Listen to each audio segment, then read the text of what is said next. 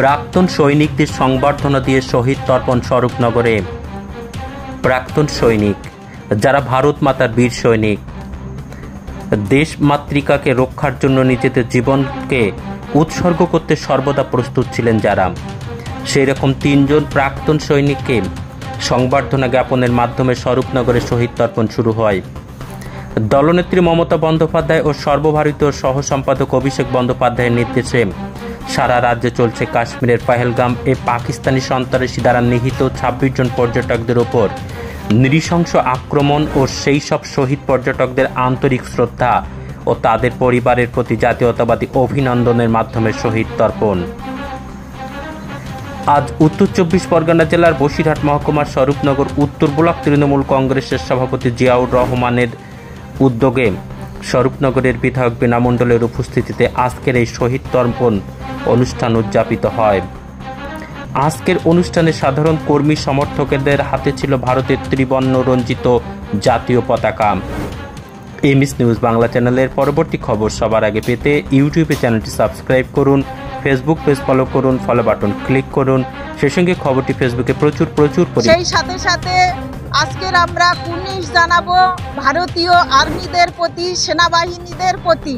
তারা যেভাবে পাকিস্তানকে পর্যুদস্ত করেছেন, আরেকবারও আমরা আমাদের পক্ষ থেকে, তৃণমূল কংগ্রেসের পক্ষ থেকে তাদেরকে স্যালুট জানাই।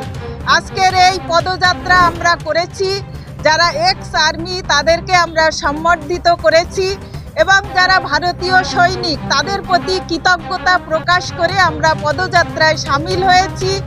সকলেই অবগত আছেন যে 22 তারিখে পহেলগাঁয়ে যে ঘটনা ঘটিয়েছে পাকিস্তানের জঙ্গিরা, তার জন্য আমরা তাদেরকে ধিক্কার জানাই। নিরীহ 26 জন পর্যটককে নৃশংসভাবে খুন করা হয়েছে। একে প্রতিহত করেছে আমাদের ভারতীয় ইন্ডিয়ান আর্মি। তারা 9টি জঙ্গি ঘাঁটি একদম ধ্বংস করে দিয়েছে। যে পাকিস্তানের কিছু নেই তারা আবার জঙ্গি পুষছে।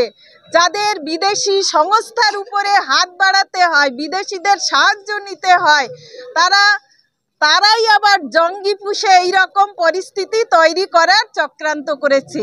কিন্তু আমরা কুর্নিশ জানাবো ভারতীয় সৈনিকদের, তারা যেভাবে পর্যুদস্ত করেছে তাদেরকে আমরা শ্রদ্ধা জানানোর জন্য আমাদের মাননীয় মুখ্যমন্ত্রী মমতা বন্দ্যোপাধ্যায়ের নির্দেশে এবং শ্রদ্ধেয় অভিষেক বন্দ্যোপাধ্যায়ের নির্দেশেই আজকের আমরা উত্তর ব্লকের পক্ষ থেকে এবং স্বরূপনগর বিধানসভা কমিটির পক্ষ থেকে এই পদযাত্রায় আমরা সামিল হয়েছি এবং জাতীয় পতাকাকে সম্মান জানিয়ে আমরা কিন্তু এগিয়ে চলেছি, যাতে আগামী দিনে আর কারো মায়ের কোল খালি না হয়।